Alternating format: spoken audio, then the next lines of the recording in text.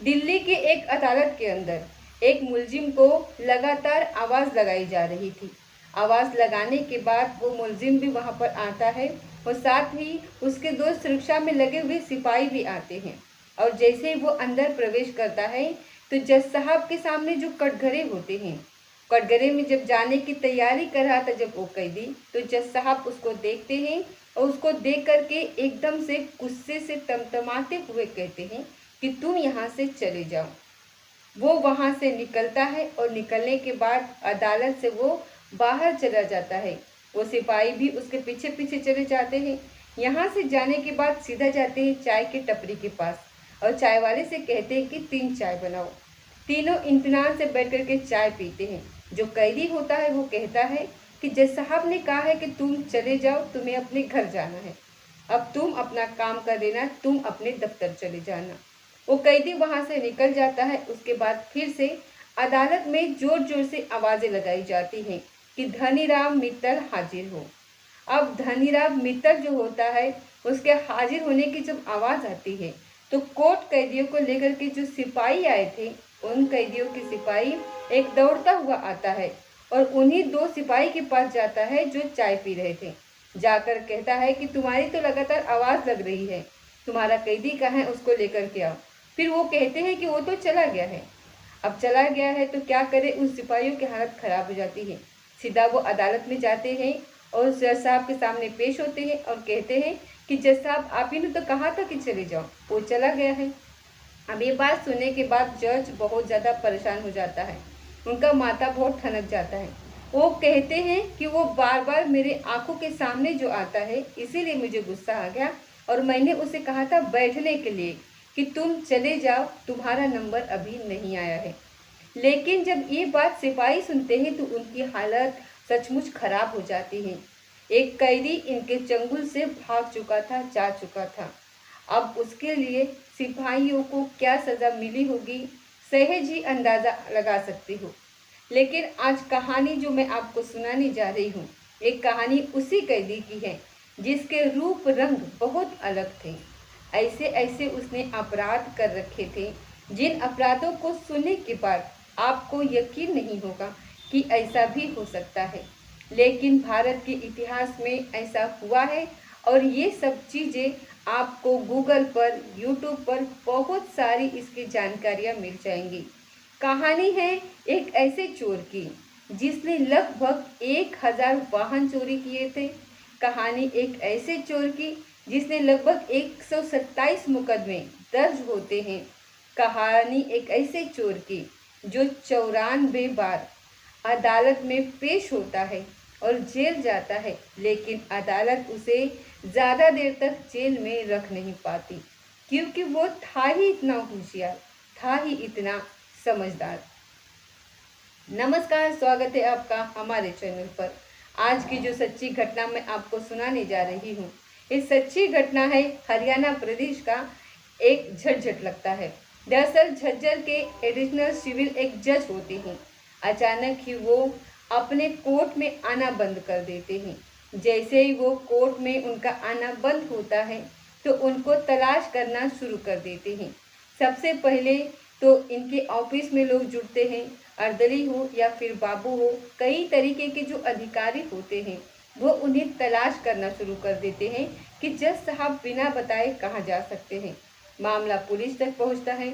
अब पुलिस भी जांच पड़ताल में जुट जाती है। साथ ही ये बात पहुंच जाती है जो हरियाणा पंजाब का हाई कोर्ट होता है वहाँ तक। अब वहाँ से एक लेटर चला था जो यहाँ के झज्जर की अदालत को मिला था। दरअसल एक जज जिस पर आरोप था कि उन पर भ्रष्टाचार का जो आरोप लगा था, लगातार अखबारों में एक खबर छप रही थी और खबर छपने के दौरान एक लेटर आता है हरियाणा के हाई कोर्ट के रजिस्ट्रार तक। ये रजिस्ट्रार का जो पत्र मिलता है उसमें लिखा होता है कि जज साहब, आपके ऊपर जो जांच चल रही है, आपके ऊपर जो भ्रष्टाचार की जो जांच चल रही है, इसीलिए आपको 2 महीने की छुट्टी दी जाती है। आप जाइए, आराम करिए जब तक कि जांच पूरी नहीं होती। जज साहब चले जाते हैं आराम करने के लिए। अब आते हैं एक और जज, उनके बारे में भी पत्र आता है कि ये फला जज है, अब यही सुनवाई करेंगे। लगातार जज साहब बैठ करके सुनवाई करते थे। उन्होंने 40 दिन तक एक के बाद एक केस की सुनवाई करते रहे। 2470 कैदियों को जो उनकी अदालत में आए थे अलग अलग जुर्म के मामले में, सबको ही इन्होंने जमानत दे दी, सबको ही इन्होंने घर भेज दिया। सब आते रहे जाते रहे, एकदम लगातार 40 दिन तक ऐसे ही चलता रहा। तो उस दौर में ये बात कर रही हूँ साल 1980 की। तो उस इलाके में लगातार एक खबर छप रही थी कि कोई जज आया है पहली बार, जो बहुत अच्छा काम कर रहा है, बहुत अच्छे से वो लोगों की सुनवाई करता है। जो भी उनके पास आता है फरियादी, वो किसी को निराश नहीं भेजते हैं, ज़्यादातर लोगों को वो छोड़ देते हैं। जब जज साहब के बारे में ये सब चल रहा था तो जज साहब अचानक से गायब होते हैं, और जब उसकी जांच पड़ताल की जाती है तो पता चलता है कि वो जो जज था वो जज नहीं बल्कि एक चोर था, जो जज बन करके इस कुर्सी पर 40 दिन बैठ करके चला गया, और उसने 2470 कैदियों को रिहा भी कर दिया। अब तो यहाँ पर हड़कंप मच जाता है। बात पंजाब हरियाणा हाई कोर्ट के रजिस्ट्रार तक पहुँच जाती है, बात उच्च अधिकारियों तक पहुँच जाती है, बात जजों तक पहुँच जाती है। इस मामले की जांच पड़ताल कराई जाती है तो पता चलता है कि रजिस्ट्रार ने जो पत्र भेजा था, ऐसा कोई पत्र था ही नहीं, ऐसी कोई किसी जज को भेजा ही नहीं, ऐसे किसी जज को जो पहले से एडिशनल जज है जिसके खिलाफ जांच चल रही है, उनकी ट्रांसफ़र की कोई बात थी ही नहीं। सब कुछ एकदम फजूल कार्यों के आधार पर चलता रहा और किसी को इस बात की कानो कान खबर तक नहीं चली। उसके बाद जब हाई कोर्ट में हड़कंप मचता है तो फिर इसकी जांच पड़ताल की जाती है। जितने भी 2470 मामलों में उन्हें रिहा किया गया था, अब पुलिस वाले उन लोगों को लगभग 2500 कैदियों को, 2500 मुलजिमों को तलाशना शुरू कर दिया। उन्हें ढूंढते रहते हैं, ढूंढते ढूंढते उनकी केस की सुनवाई फिर से शुरू हो जाती है। लेकिन एक जो नाम था जो बहुत ज़्यादा सुर्खियाँ बटोर रहा था, चर्चाओं में रहा था, बस उसी नाम की ये कहानी है ये धनीराम मित्तल की। दरअसल धनीराम मित्तल का जन्म 1948 में हरियाणा में हुआ था। पढ़ने लिखने में वो बेहद होशियार होता है। लॉ तक का उसने ग्रेजुएशन किया था। ग्रेजुएशन करने के बाद अब हर आदमी जब पढ़ाई पूरी करता है तो उस दौर में इतनी पढ़ाई भी नहीं होती थी कि साल 1964 की बात है।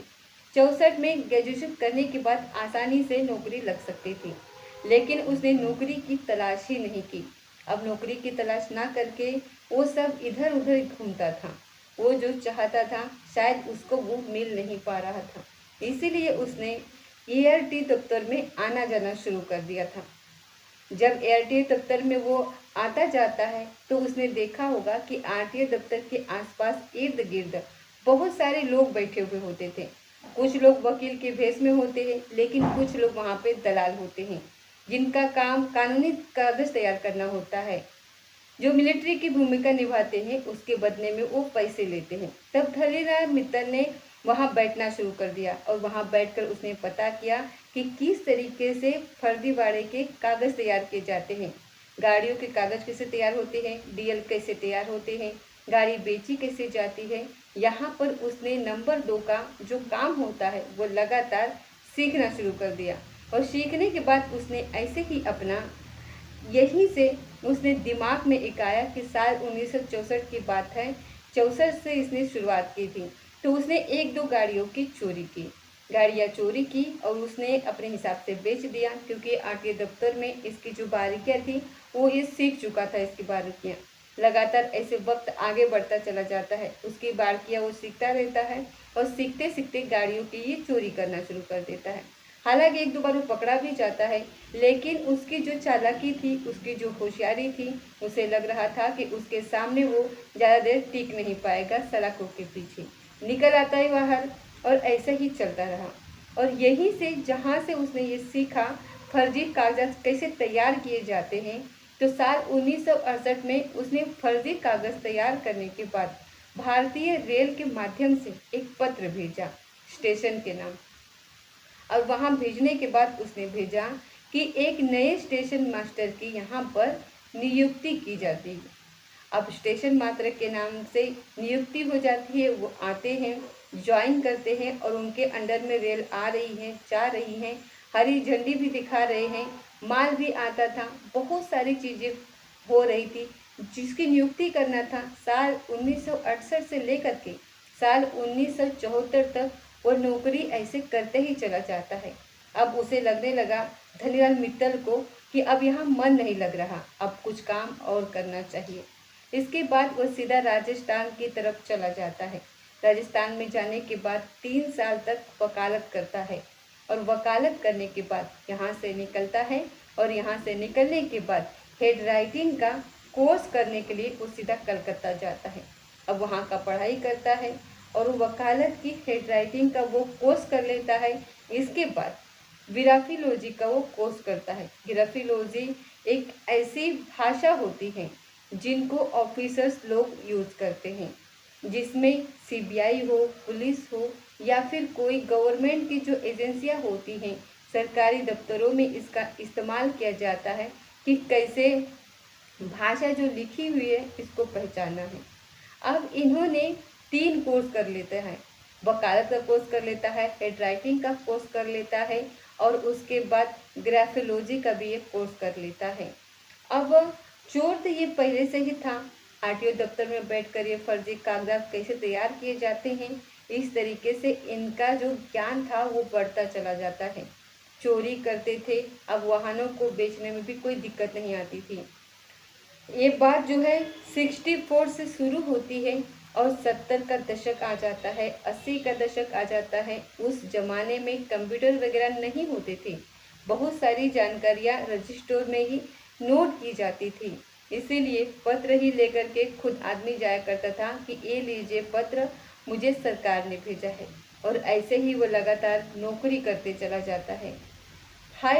पटियाला हाई कोर्ट में भी उसने सरकारी नौकरी की थी और किसी को पता ही नहीं चला, कानों कान किसी को खबर ही नहीं लगा और वो नौकरी करता चला गया। जज की जो बारीकियाँ होती है बाबू बनकर वो सीखता रहा। ऐसे ही जो लगातार चोरी होती चली जाती है वो पटियाला के कोर्ट में भी रहा और एक दिन उसे मौका मिलता है जब उसने अखबारों में पढ़ा कि हरियाणा के जो एडिशनल जज होते हैं, एडिशनल जो सिविल जज हैं, उनके ऊपर भ्रष्टाचार का आरोप लगा है जो अखबारों में लगातार छप रहा है।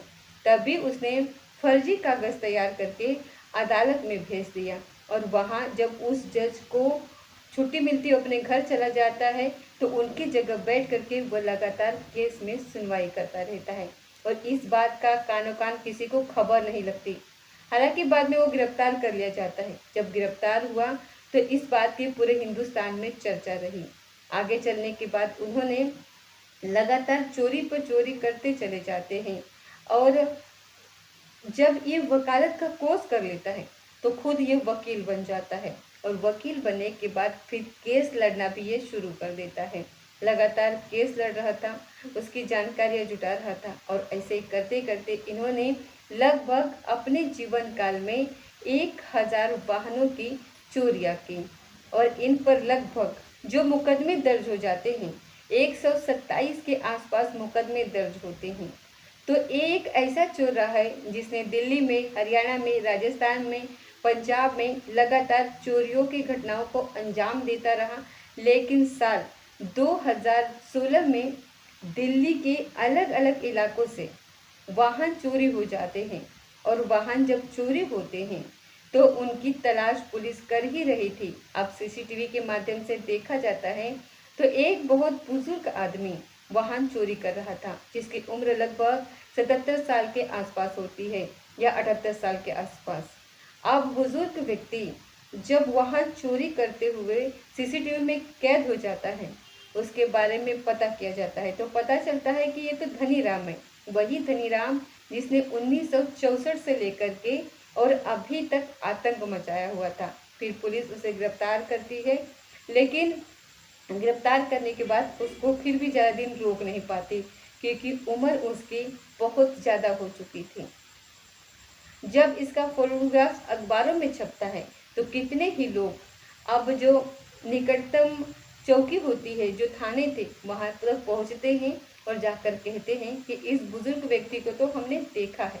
दरअसल जो बुजुर्ग व्यक्ति जब चोरी करता था और कोई व्यक्ति अचानक से वहां पहुंच जाता था गाड़ी के पास अपनी, तो कहता था कि बाबा ये क्या कर रहे हो, तो वो कहता था कि भैया मैं बूढ़ा हो चुका हूँ, मुझे जानकारी तो है नहीं, मैंने मास्टर की यानी कि चाबी आपके गाड़ी में गलती से लगा दी, यदि पकड़ा गया तो, और चाबी लग गई तो फिर मास्टर की उसके पास होती है, उसे लगाता है और निकल जाता है। दोस्तों ये जो कहानी मैंने आपको सुनाई है, इस कहानी को सुनाने का उद्देश्य किसी को परेशान करना नहीं है, किसी का दिल दुखाना नहीं है, बल्कि आपको बताना है, आपको जताना है कि आज का जो दौर है वो कंप्यूटर का युग है। लेकिन जिस दौर की ये कहानी थी उस दौर में कंप्यूटर वगैरह चलते नहीं थे, इसीलिए ये चोर लगातार चोरियां करता चला गया। दोस्तों ये थी अच्छी सच्ची घटना। मिलते हैं अगले किसी सच्ची घटना के साथ, तब तक जय हिंद जय भारत।